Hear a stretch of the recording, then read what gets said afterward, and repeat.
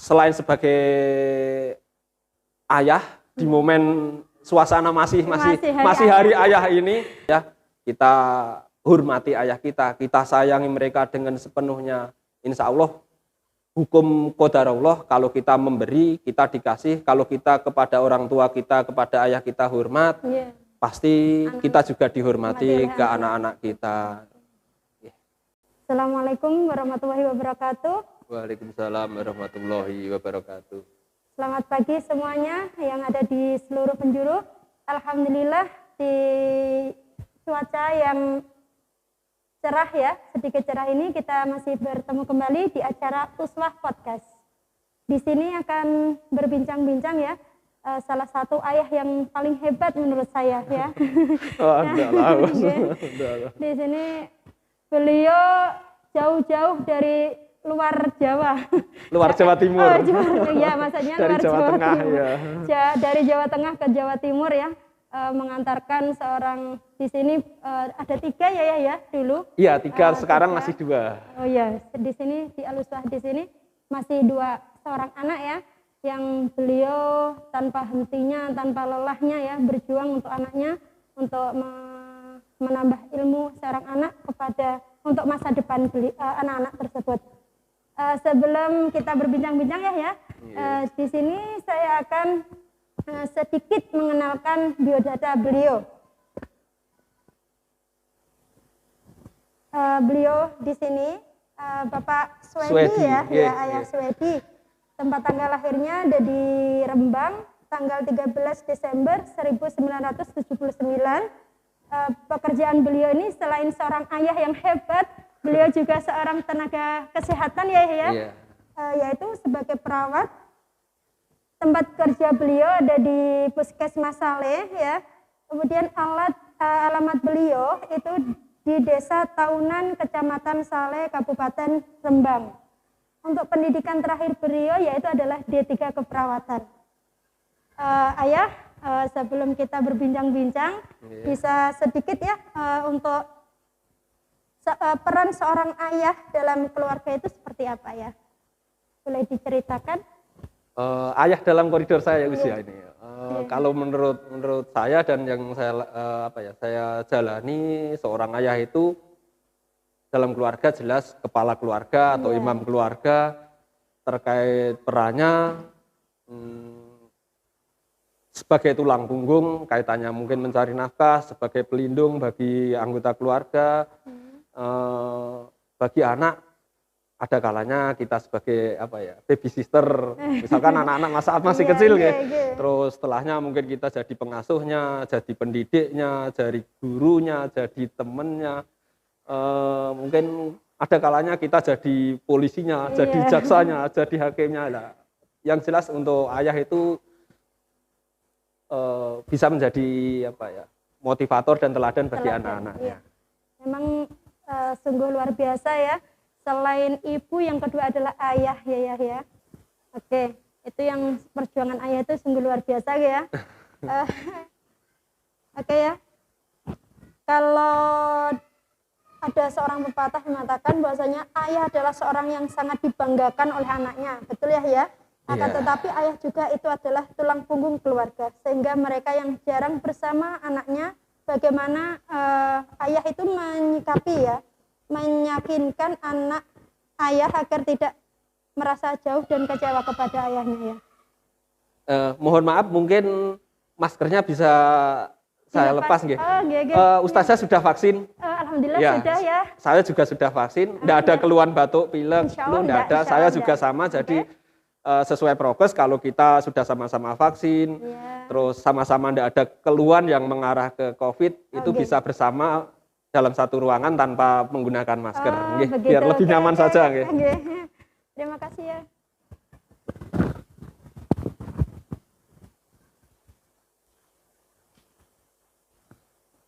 Tadi menjawab pertanyaan Ustazah yang tadi. Kebetulan ini saya alami akhir-akhir ini, mungkin dalam sekitar 1 hingga 2 tahun ini kan saya ada usaha di luar keseharian saya sebagai perawat di puskesmas. Dan usaha itu karena baru merintis, jadi butuh tenaga, butuh waktu, butuh pemikiran yang luar biasa. Kadang saya keluar pagi mulai habis subuh, pulang sudah malam jam 8, kadang jam 9. Nah, itu mereka yang sering komplain. Ayah kok sekarang jarang di rumah, ayah jarang ngajari saya, ayah jarang main sama saya, jarang nemeni saya. Ya kita dari orang tua sebenarnya merasa sedih, tapi memang kondisi kita sebagai ayah yang punya tanggung jawab sebagai tulang punggung untuk mencari nafkah, terutama bagi keluarga, mau itu terjadi. Nah, untuk mensikapi itu biar anak-anak tidak merasa, oh ayah saya sudah bukan ayah saya lagi, paling enggak kita memberi penjelasan kepada mereka, alasan kita kenapa, dan tetap kita berusaha menyempatkan memberikan waktu terbaik kita kepada mereka, walaupun mungkin hanya beberapa saat. Kalau sempat diajak main, ya diajak main. Kalau sempat mungkin diajak cerita. Kalau sempat kita menanyakan keseharian mereka, kita tanyakan. Tapi kalau tidak sempat, bagi saya paling enggak saya datangi mereka, saya pegang mereka, saya belai kepala mereka, mungkin dikasih kecupan, disapa, yes. Minimal itulah. Kalaupun saya datang, mereka sudah tidur, kan tidak mungkin lagi kita bangunkan. Nak saya untuk menjaga emosi hubungan kasih sayang dengan anak, saya datangi mereka, saya belai kepalanya, mungkin saya cium keningnya, saya pandang mereka, benar-benar dari hati kita doakan mereka, dan saya yakin dengan itu Allah akan menjaga cinta kasih antara dia ke saya, antara saya dengan dia. Itu tadi ayah sibuk ya. Itu tadi alhamdulillah. Kesibukan ayah sehari-hari seperti itu ya. Ketika ada waktu luang itu apabila ada anak ya, jika anak bercerita kepada ayah mengenai aktivitas sehari-hari yang mereka lalui, akan tetapi ayah lelah karena baru saja pulang kerja. Tidakkah tindakan apa yang ayah lakukan untuk agar supaya ayah itu bisa ada perhatian. Ada perhatian dengan anak-anak. Anak itu kan anugerah paling berharga, terindah buat kita. Dan toh kita untuk bekerja, beraktivitas dan lain sebagainya. Tujuan kita tiada lain untuk keluarga dan untuk anak-anak kita itu. Nah, selelah apapun tetap kita berusaha memberikan waktu tadi. Mereka cerita, meskipun kita lelah ya, kita hadir ke sana, kita berusaha mendengarkan ceritanya, memberikan respon, memberikan feedback, ikut masuk ke dunianya anak-anak, dan itu yang saya rasakan sering menjadi obat lelah, sering menjadi mungkin di saat kita stres, dari Allah, oh inilah anakmu, canda anakmu, tawa anakmu, cerita anakmu, inilah obatnya. Tapi yang namanya orang itu kan emosinya ada labilnya juga. Di saat kita benar-benar suasana hati kita memang tidak mungkin untuk ada pada mereka, ya paling kita tetap minta izin. Maaf nak, mungkin ayah sedang capek, ayah sedang ini. Ceritanya nanti saja, kita istirahat dulu, nanti setelah suasana hati kita nyaman, suasana tubuh kita nyaman, kita datangi mereka, kita jelaskan tentang kondisi kita tadi, kecapean kita tadi, dan kita ajak anak bercengkrama dulu, baru kita minta mereka untuk bercerita. Ya insya Allah dengan itu mereka merasa mereka memahami, dan mereka pun ya seneng, tidak menjadi sedih, karena anak pengen cerita ke ayah atau ke mamanya itu kan biasanya sudah sudah direncanakan dulu dari sekolah. Oh aku nanti sampai rumah mau cerita ini. Mereka ke rumah tidak ketemu kita datang mengabaikan, setelahnya kita sudah pasti anak setelahnya tidak mau lagi cerita dengan kita. Gitu ya.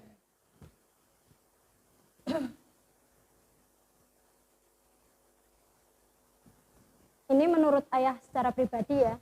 Itu bagaimana pola didik anak yang baik bagi mental dan psikis anaknya. Ini banyak orang-orang tua yang lebih hebat dari saya sebenarnya.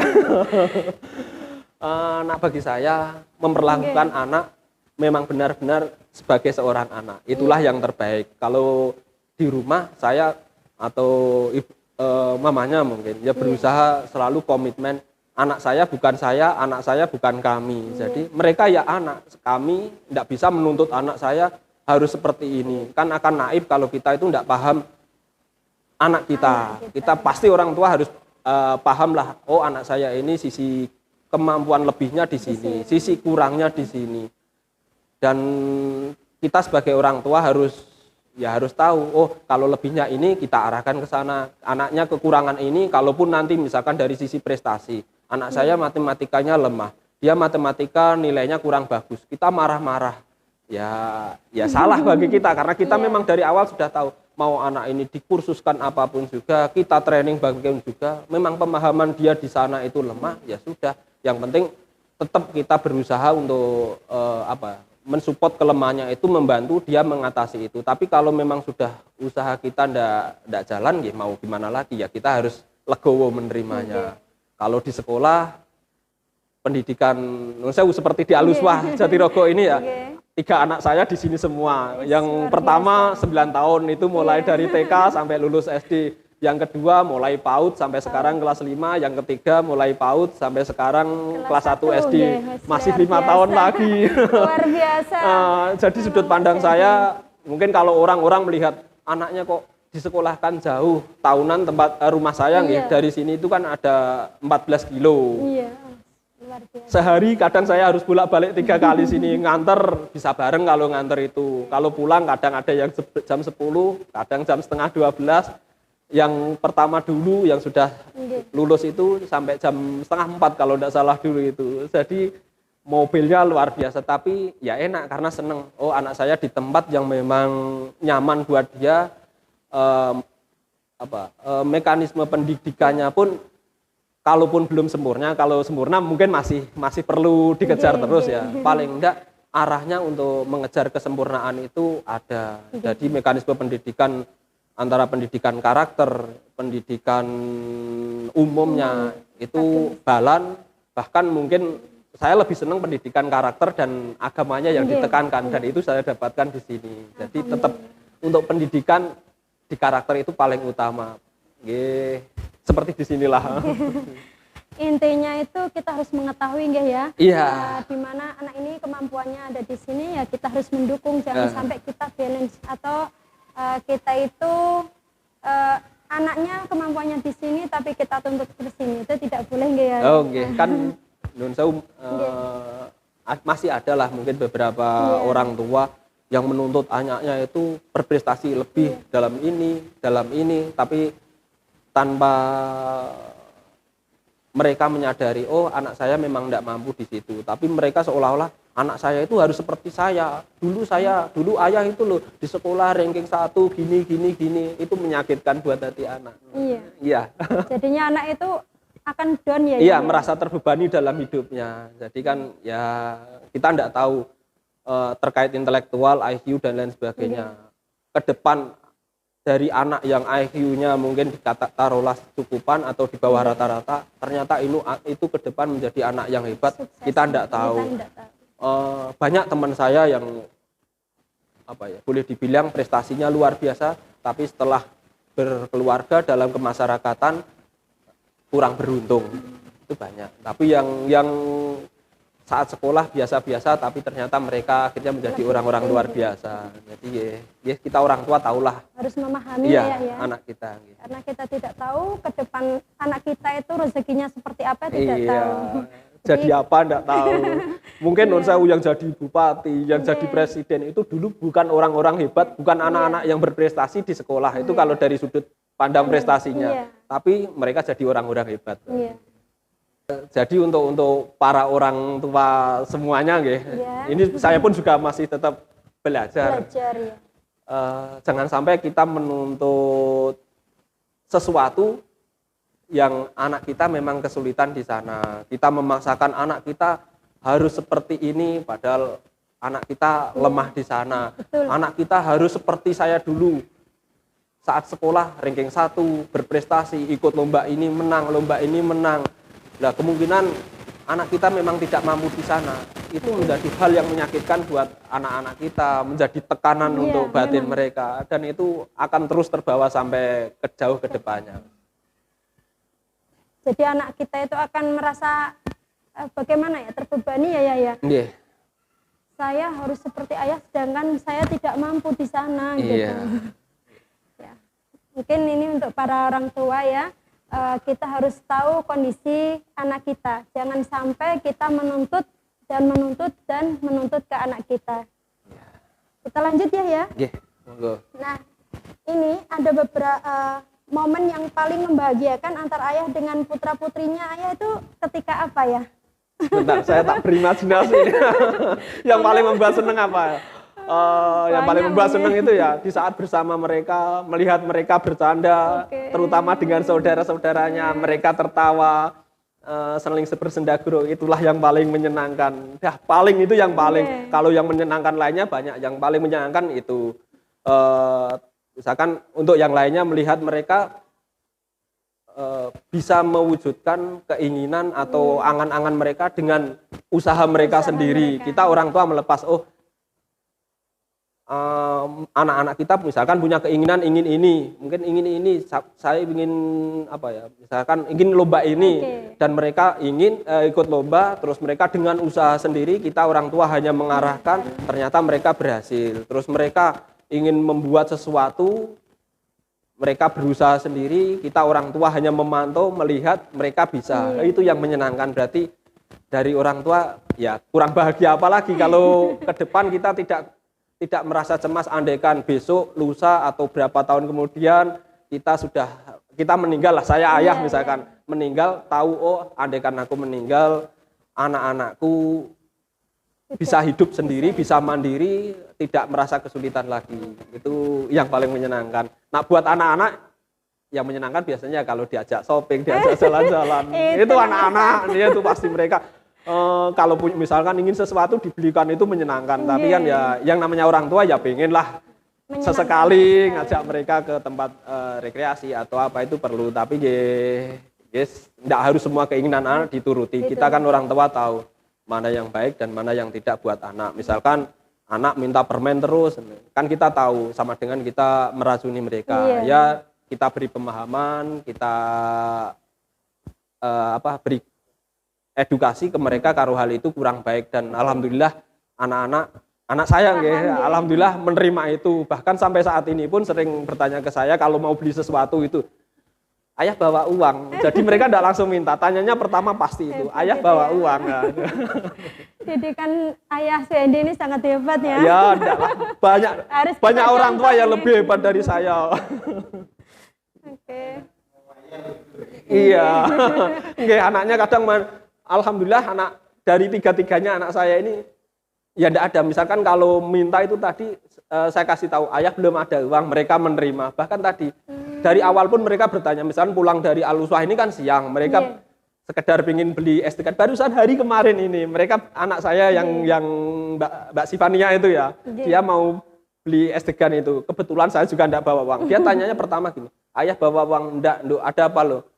Tadi kalau ayah bawa uang, saya mau es degan. Ya sudah, karena ayah tidak bawa. Dan alhamdulillah dia tidak kecewa karena keinginannya tidak terturuti. Mungkin karena sudah dikasih tahu sebelumnya ya. Iya, sudah terbiasa. Dan mungkin kadang kan kita orang tua ya, lihat anak, terutama saat masih kecil, anak nangis minta sesuatu, orang tua terus setelah nangisnya hebat, orang tua buru-buru membelikan. Lah itu yang salah. Akhirnya nangisnya, marahnya itu jadi senjata mereka. Kalau kita dari awal sama, kuat-kuatan hati kita kuat tidak melihat mereka nangis, kita kuat tidak melihat mereka sedih. Saat itu misalkan anak mau mainan ini, kita bilang tidak, sekali tidak ya kita harus komit tidak. Iya. Kalau kita nanti karena nangisnya mereka itu kita sampai lemah, ya sudah saya belikan.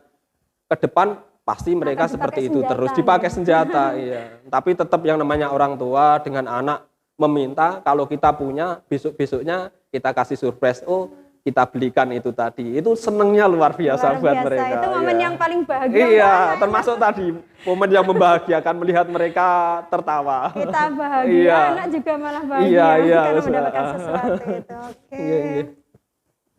Ini pertanyaan yang terakhir ya. Iya, monggo. Ini bagaimana pesan ayah sebagai seorang ayah untuk anak-anak dan seluruh ayah yang ada di dunia ini? Pesan. Iya, ya seperti yang saya sampaikan tadi untuk ayah-ayah ini dulu ya, termasuk untuk saya juga, untuk diri pribadi saya juga, kita posisikan anak-anak kita itu memang benar-benar sebagai anak. Jadi menganakkan anak, kita tidak menuntut mereka menjadi orang dewasa seperti kita, jadi dalam kesehariannya, dalam tingkah lakunya, dalam perbuatannya, dalam prestasinya, dalam capaiannya. Mereka tidak bisa sesuai apa yang ada di keinginan kita. Itu sangat penting buat kita sebagai orang tua, terutama ayah, karena ayah itu harapan kita, anak-anak itu menjadikan kita sebagai seorang figur, sebagai orang panutan, terutama bagi seorang anak perempuan. Kita ayah itu kan orang pertama yang laki-laki pertama yang mungkin dekat dengan mereka, yang harusnya mereka cintai, yang harusnya mereka cinta pertama mereka, anak-anak perempuan itu kepada kita. Kalau kita tidak dapat cinta mereka, musibah buat kita itu. Bagi seorang ayah, anak perempuan ketertarikannya kepada di awal itu lebih jatuh cinta pandangan pertamanya itu jatuh ke laki-laki lain, itu musibah. Jadi itu tetap hak kita sebagai orang tua dapatkan itu. Dan selain sebagai ayah, di momen suasana masih hari ayah ini, kalau kita ingin dihormati, ingin dijadikan ayah yang baik bagi panutan, ayah yang baik bagi anak-anak kita, ya sama. Untuk alhamdulillah ayah saya masih sehat. Jadi untuk semua aja yang masih beruntung ditunggui ayah, kita hormati ayah kita sayangi mereka dengan sepenuhnya. Insya Allah hukum qadarullah, kalau kita memberi, kita dikasih. Kalau kita kepada orang tua kita, kepada ayah kita hormat, pasti kita juga dihormati ke anak-anak kita. Ke depan andaikan saya sudah tiada, anak saya itu di setiap momennya ingat saya. Oh, ayah pernah ngajak saya. Jadi kayak nun sewu, setiap masjid-masjid kabupaten itu saya pas berpergian saya ajak. Jadi suatu saat mereka ke sana pasti ingat saya pernah sholat di sini dengan ayah saya. Karena itu saya terapkan di saya sendiri. Setiap yang pernah saya lalui dengan ayah saya itu di sana dapat momennya. Jadi aku tahu Rene karo ayahku lah.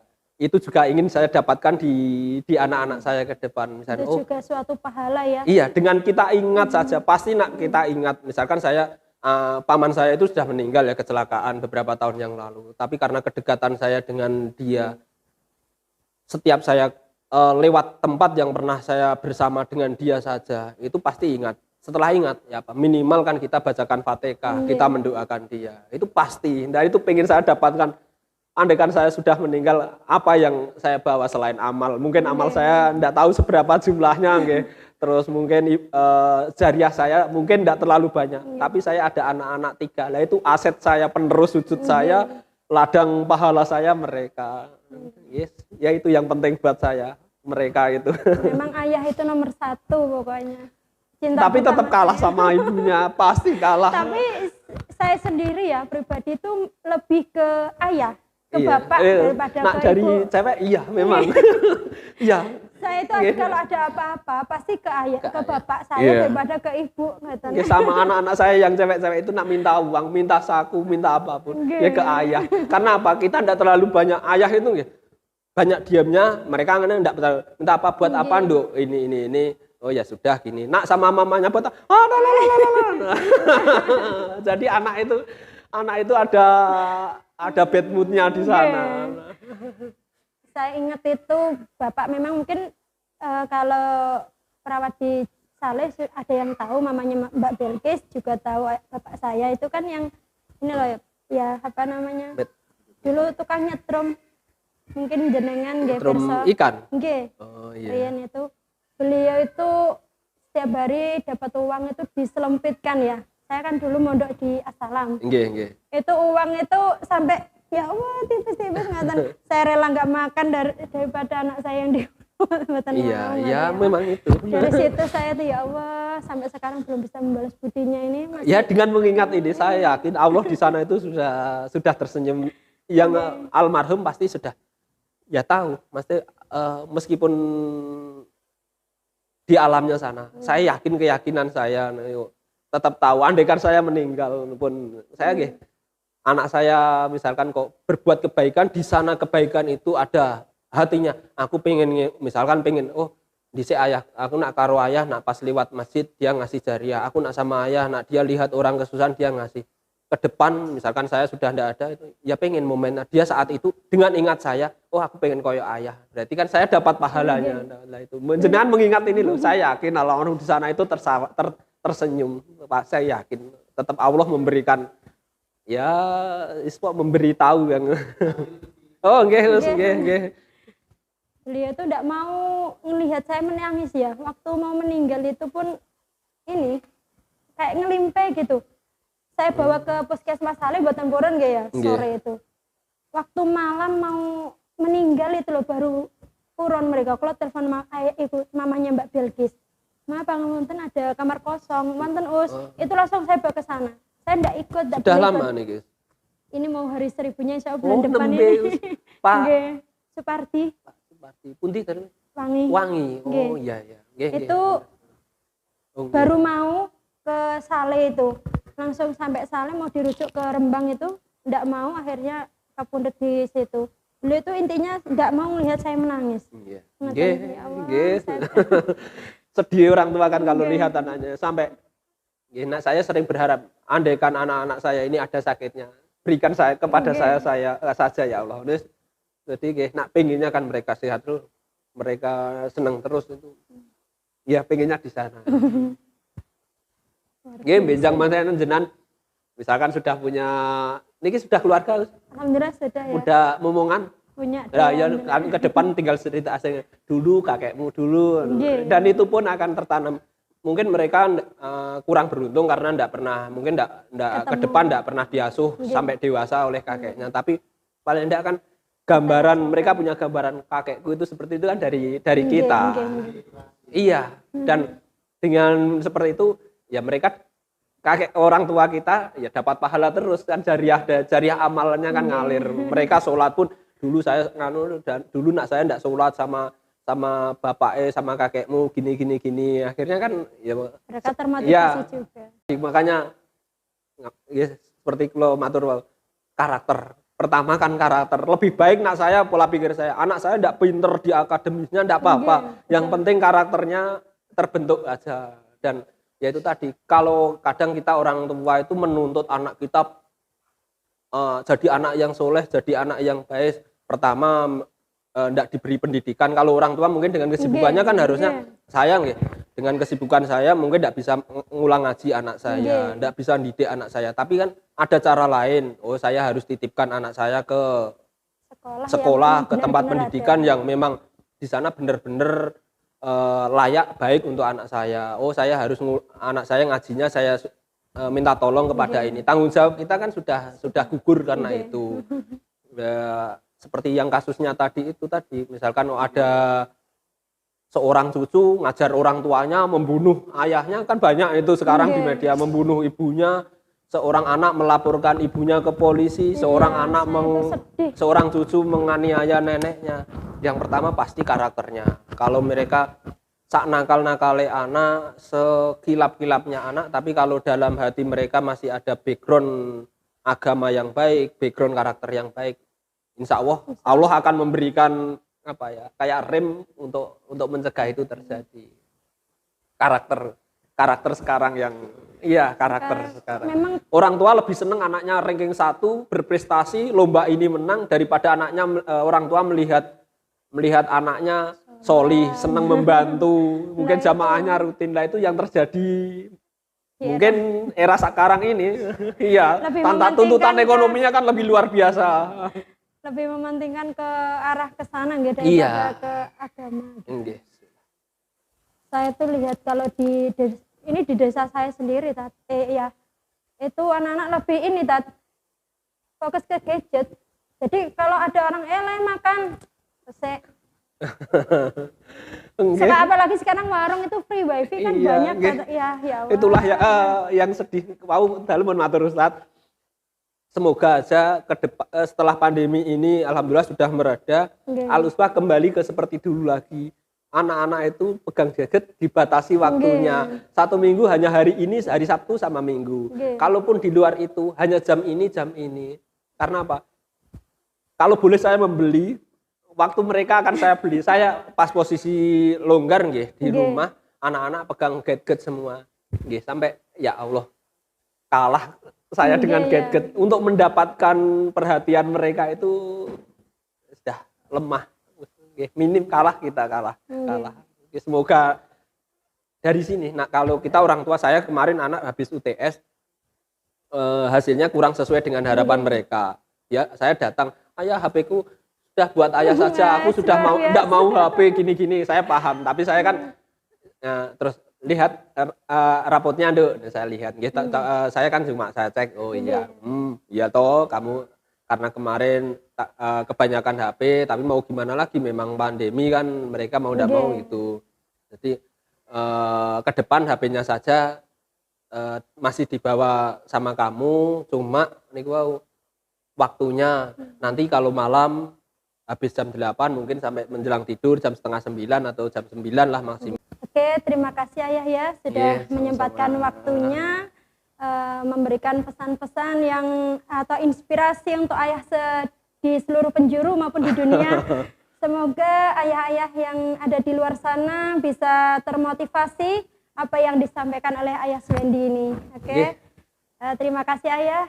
Semoga apa yang disampaikan oleh Ayah tadi bisa kita ambil sisi positifnya. Oke, terima kasih dari saya. Jangan lupa di subscribe ya YouTube kami. Jangan lupa di like dan komentar tentunya. Oke, terima kasih. Wabillahi taufiq wal hidayah. Wassalamualaikum warahmatullahi wabarakatuh. Waalaikumsalam warahmatullahi wabarakatuh.